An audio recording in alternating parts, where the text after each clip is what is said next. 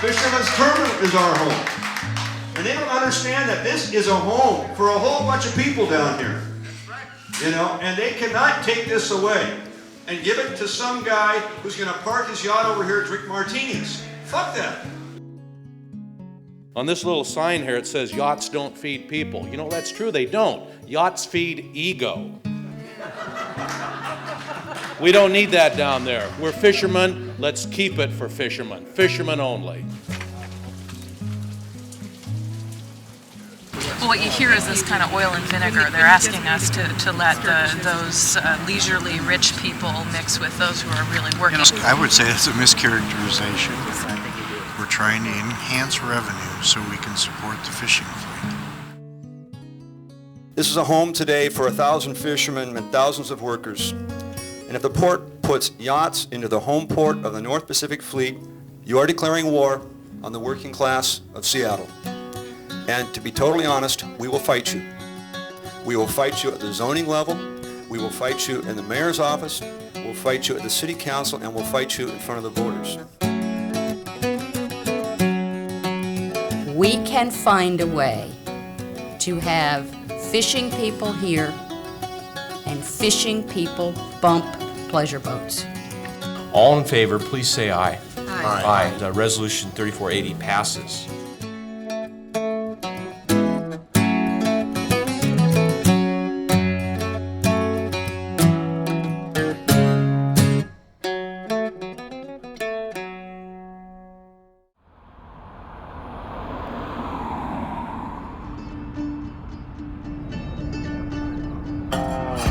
Every year, fishermen from Seattle travel to Alaska in search of fish.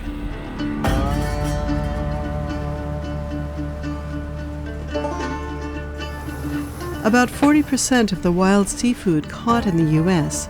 comes from boats that moor at the terminal. Fisherman's Terminal, it's one of those iconic places for the city of Seattle. It's home to many of the boats whose needs drive a lot of the local economy. It's in a maritime area that has been maritime since the whites have been in Seattle. My great-grandfather had one of the first boat-building shipyards right by the Bullert Bridge in 1905. That side of the family's been into the fishing business for a long time. Pete Knutson is a commercial fisherman who also teaches anthropology at a local community college. He often brings his students down to the terminal to learn about its history and development. These docks are all new, these cement floating docks. In 2001, when the port decided to allow pleasure boats into Fisherman's Terminal, he was one of the leading voices in the community opposing the port's plan. The issue was never really yachts versus working people. The real deal was to open up this area for real estate development. The yachts were just like a wedge issue to bring them in. If you travel on the American East Coast or anywhere in coastal America, what you see is gentrification everywhere. And this is how it starts.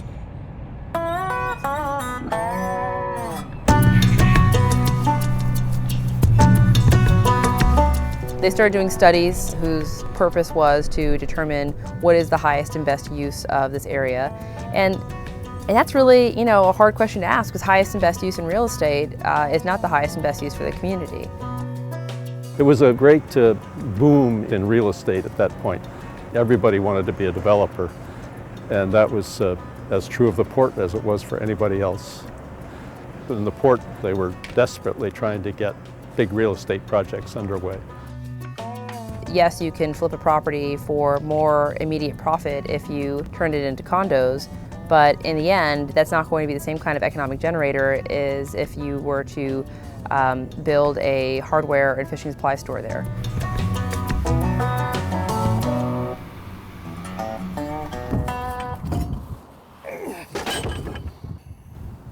What the Port of Seattle was doing was reevaluating all of what they consider their real estate portfolio in terms of its value on the market. The port acts as if this is just their property. This is not their property. They are a caretaker of a public trust. In 1911, the Port of Seattle was established to manage the waterfront in the public interest. As part of this mission, the port built Fisherman's Terminal to serve as a lasting home for the fishing fleet. These are pictures of Fisherman's Terminal in 1914. Commercial fishermen really are what started Fisherman's Terminal and why we're here. We still have a lot of work going on today. It looks a little different than this. We don't have as many wood boats as we used to have, but I think that our guys work just as hard as they did 100 years ago.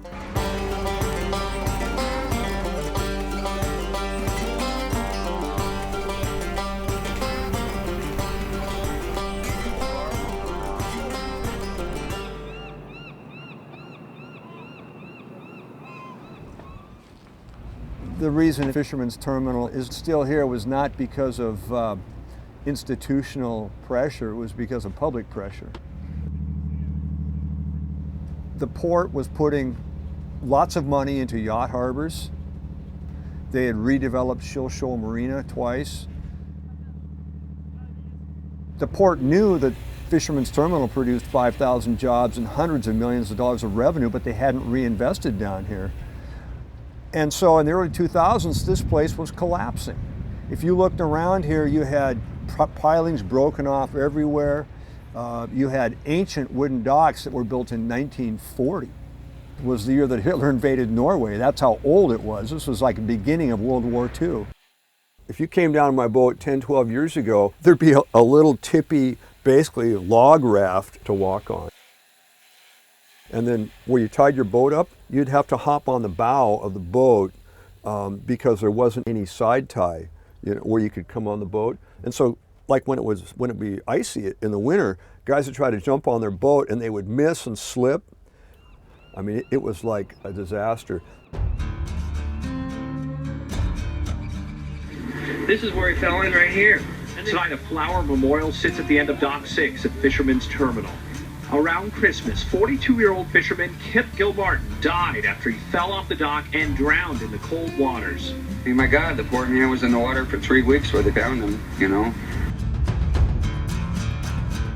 I fish in Alaska and I fish down here, and when I get home, I want to be able to think that this is my safe haven, but when I see that there's people that die down here on the docks, it makes me question, how safe a place this is. Port's statement was that this guy had just drifted in from the canal, and they called him a drifter. The family had assumed that he was already in Alaska, and here the port was saying he was homeless, and he was just wandering around, and he came from somewhere else. He wasn't related to the Fisherman's Terminal. It's really pretty insulting, not only for the fishermen to hear that about a fellow fisherman, but also for their family.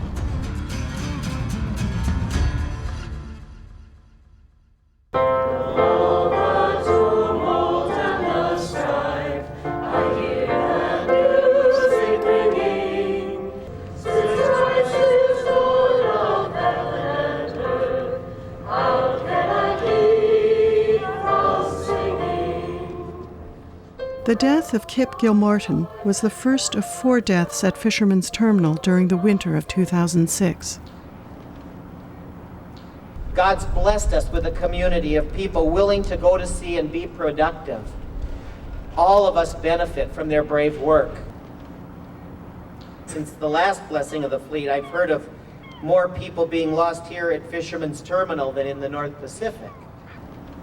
It's right for us, I think, to do all that we can to ensure their safety at sea and right here on these docks at Fisherman's Terminal. The news Friday of the deaths of 2 people here were shocking to us all. Our thoughts are with their families now, and we're very sorry for their loss. At this point, there's no indication that the deaths were due to unsafe conditions here on the terminal, but we want Fisherman's Terminal to be safe and a good place to do business. After the deaths, the Department of Labor and Industries conducted an investigation into the safety conditions on the docks. The State Department of Labor and Industries came in, low lighting levels, ladders that didn't reach the water, electrical boxes not protected, problems with the docks, slippery surfaces. The investigation determined the port had exposed its employees and fishermen to dangerous conditions, including the hazards of drowning. In the end, the port was fined $2,200 for safety violations. If someone would have fallen off a Holland America cruise ship or at their dock, it would have been huge coverage. But they've got a huge PR department. Their whole job is to schmooze the press and finesse and spin and keep out of public consciousness things they don't want out there. I've never seen another state agency that has the kind of insulation from accountability these guys have. Unbelievable. They were found there. We don't know how they ended up in the water. You don't either. Oh yes, I have a damn good idea how they ended up in the water. I have a damn good idea how they ended up in the water. I mean, you're speculating. Nobody saw them? Yeah. Nobody was there? Oh, that's right. Yeah, and maybe the sun won't come up tomorrow either. You're not a fisherman. You haven't been down here. You spin this stuff for the press and try to minimize the damage for the port. That's all you're trying to do down here, David. And then you say there's no evidence they fell off. How do you think they all ended up in the water? What do you think happened? I don't know what happened. Oh no, well maybe they dropped from an airplane. Huh? Come on. I mean, that's absurd. Well, how else could they have gotten in the water? They fell. They fell off the dock. What do you think happened? Could they have fallen from a boat? What? The boat? Maybe between the dock and the boat? Yeah. If you go out to Shilshall, how do you get on a boat? You got side tie. You can walk down and go over the bulwark. Here, how do you get on the boat here, David? You got to jump. I'm not interested in being filmed. It's dangerous, man. I don't want to make the next documentary for you, Larry, so I'm going to step out of the picture.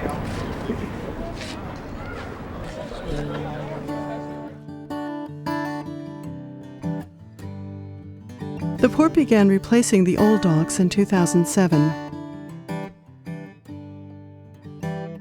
With the new docks came other changes at Fisherman's Terminal. In an effort to attract more upscale tenants, the port proposed new rules banning fishermen from living on their boats year-round. I've got the latest quote from Mark Knutson. How can I bring in $1.5 million vessels when they're going to have to tie up next to these scruffy guys?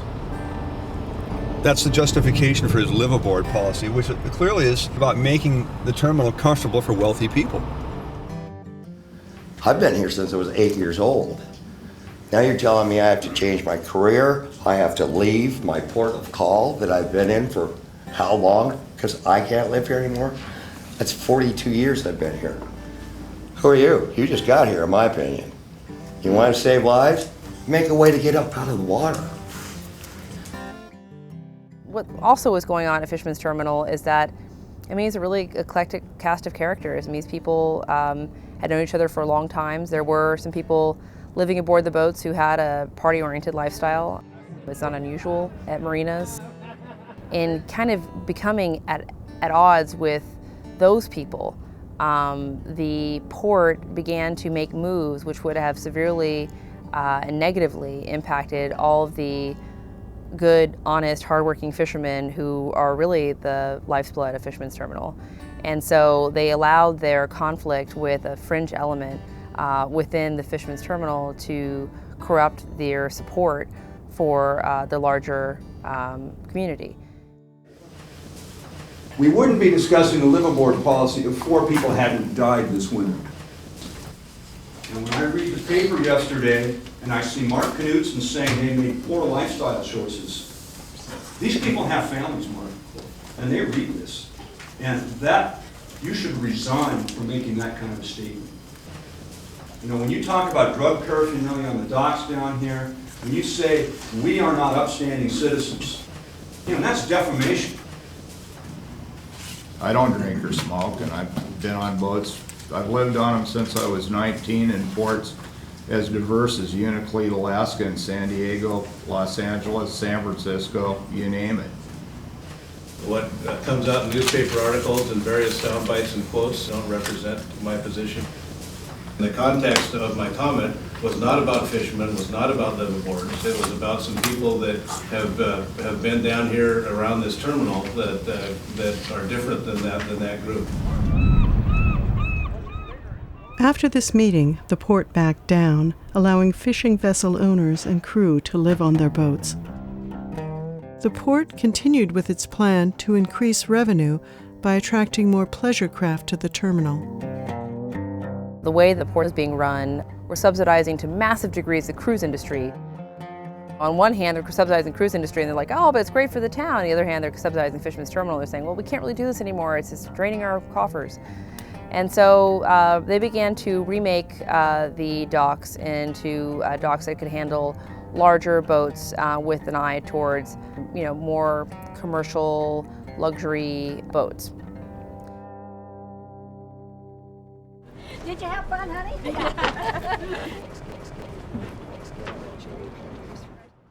We've been fighting for new docks, and we finally got the new docks, and now the cruise lines are coming in, taking up the space. It looks to me like the cruise lines are taking advantage of everything that we had to fight for. This is what we were worried about happening when we were fighting the yachts being put in. We knew the next step would be cruise ships, and here they are. We weren't crazy. Ooh. Nope. It's one person's recreation versus other people's livelihoods. So, that's kind of the traditional part of the city. I mean, I was born here, and that's something I associate with Seattle. Never really associated, like the high glamorous life, I guess, Yeah. So, always, utility and livelihood over recreation and pleasure, I guess. So. I just noticed it the other day when I was having lunch. It's like they used to have all the bumper stickers up above the grill there. It said, this place is supported by fishing dollars. That's all gone. Almost every reference to fishing is out of there. It's like, just be a backdrop, Put these boats out here as, so the tourist can look at them, but don't actually do anything that will offend them, You can't make everybody happy when you're doing the good of the greater. The port has invested over $60 million in the infrastructure here. We do have a commitment from our elected officials that we are the home port of the North Pacific fishing fleet, and that is our mission, and that's what we work towards every day. The prices are still pretty good there as compared to many other marinas. There's a reason why the boats are still there, because it's the best deal they can find. So it's not a totally broken relationship, it's working. It's working as we speak.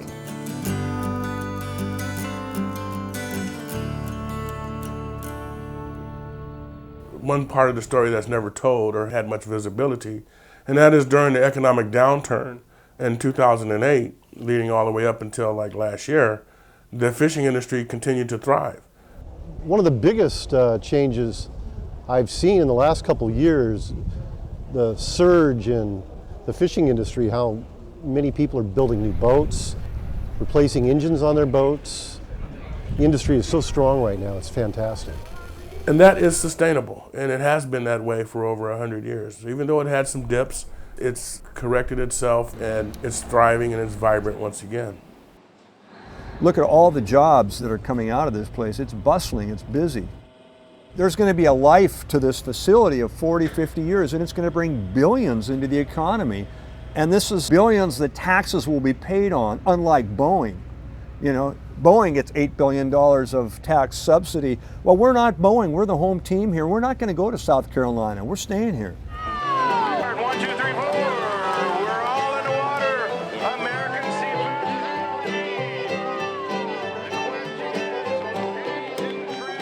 seafood. This is one of the few working fishermen's terminals in the United States that allows public access. That means you get to bring your kids, show them what it's all about, show them how fish is caught, show them where it comes from, make them think about it in a sustainable way, and know what it means to our future. I don't want to be mayor 4 years from now where we simply have condos where there was once a maritime industry. I want to be mayor 4 years from now that actually has a maritime industry. Think of this as just the first century of Fisherman's Terminal. Next century is going to be just as bright. We're fishing in Alaska and we're fishing in the North Pacific, but we're living and creating jobs and wages right here in Seattle, Washington. If the politicians want to carry the flag and be in the forefront and claim that they're behind the terminal, then more power to them. But gentrification is happening everywhere. And there's always people who are looking for new profit-making opportunities to convert public spaces into private gain.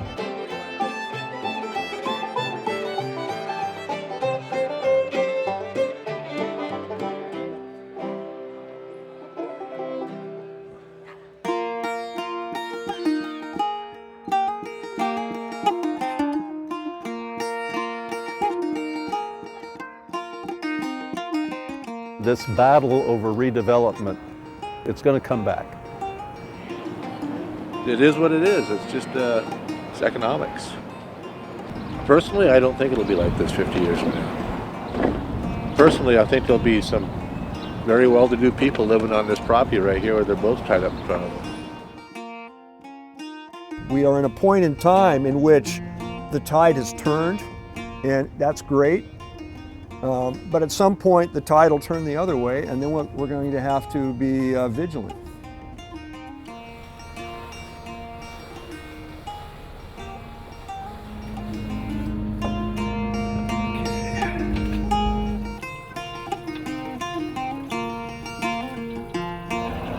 That's the Emerald City, the Wizard of Oz, the Yellow Brick Road, where the Munchkins live.